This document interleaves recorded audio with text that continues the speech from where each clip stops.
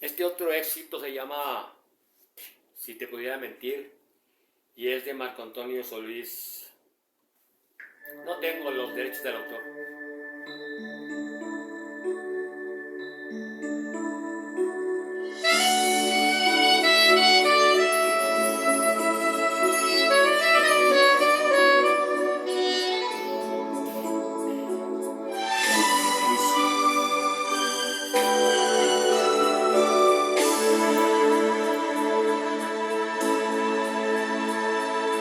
Si te pudiera mentir, te diría que aquí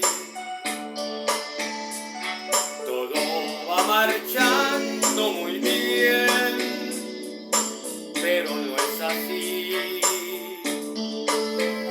Esta casa es solo un pensamiento que me habla de ti.